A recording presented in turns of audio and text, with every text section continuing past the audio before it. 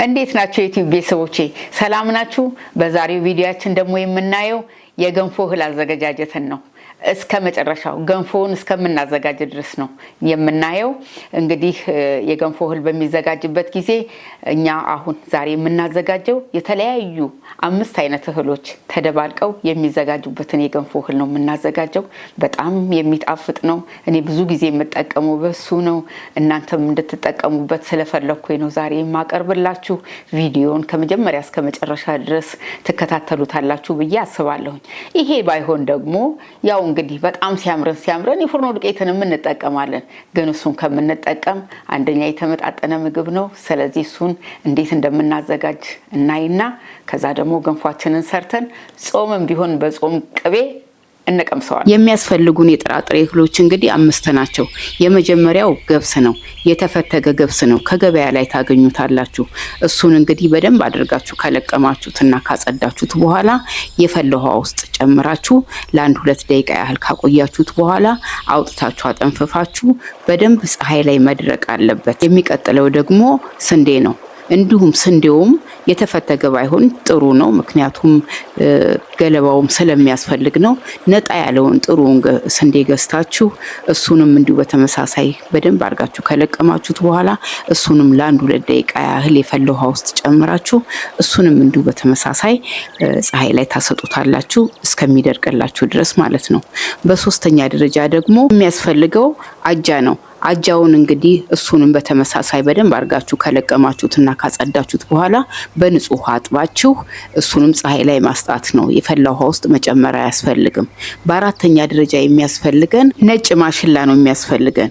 እሱ እንግዲህ በደንብ አድርጎ ከተለቀመ በኋላ እሱንም የፈላ ውሃ ውስጥ ጨመር አድርጎ ለ2 ደቂቃ ያህል አውጥቶ አጠንፍፎ ፀሐይ ላይ ማስጣት ነው። በአምስተኛ ደረጃ የሚያስፈልገን ደግሞ በቆሎ ነው። በቆሎ የተከካ ቢሆን ጥሩ ነው። አለበለዚያ ድፍኑ ከሆነ ሊደርቅብን ስለሚችል ገንፎውን ሊያደርቅብን ስለሚችል የተከካ ቢሆን ጥሩ ነውና እሱን ለቅሞ ዝም ብሎ ማስጣት ነው። እነዚህ የገለጽኩላችሁ የጥራጥሬ እህሎች በምን ያህል መጠን እንደምናደባልቃቸው ለመግለጽ ደግሞ ለምሳሌ 5 ኪሎ ገብስ የምትጠቀሙ ከሆነ 1 ኪሎ ስንዴ፣ 1 ኪሎ አጃ፣ 1 ኪሎ ነጭ ማሽላ፣ 1 ኪሎ የተከካውም በቆሎ ነው የምንደባልቀው።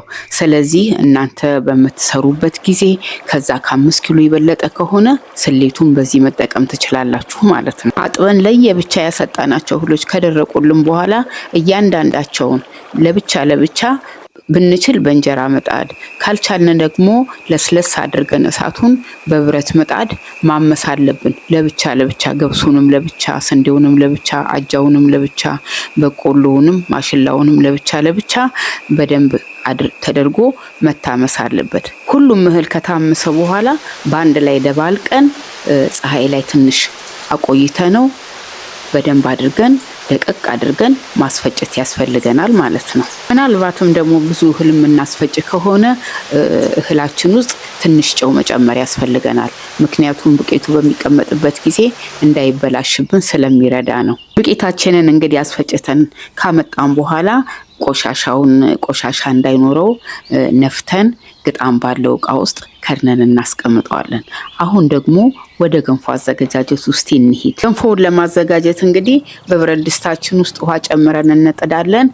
ትንሽ ጨው እንጨምርበታለን። ዱቄታችን ውስጥ ጨው ካለ ግን ጥንቃቄ ማድረግ አለብን። ጨው እንዳይበዛብን ጨው ላንጨምርበትም እንችላለን ማለት ነው። ውሃው ከፈላልን በኋላ ዱቄታችንን እየጨመርን በደንብ አድርገን እንዳይጓጉልብን በጥሩ ማመሲያ እሽት እያደረግን በደንብ አድርገን እስከሚበስልልን ድረስ ከደን እያደረግን እናበስለዋለን ማለት ነው። እንደምታዩት እንግዲህ አሁን ገንፎአችን ደርሶልናል። ላላ አድርጌ ነው የሰራሁት። እኔ ላላ ያለ ገንፎ ነው ደስ የሚለኝ።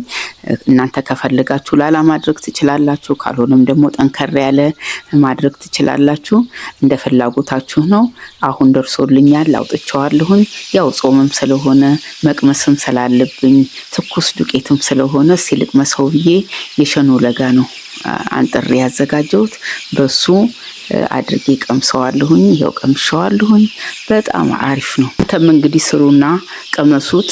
ትወዱታላችሁ ብዬ አስባለሁ። ስለተከታተላችሁኝ በጣም አመሰግናለሁኝ። በሚቀጥለው ቪዲዮ እስከምንገናኝ ድረስ ደግሞ ሰላም ሁኑልኝ።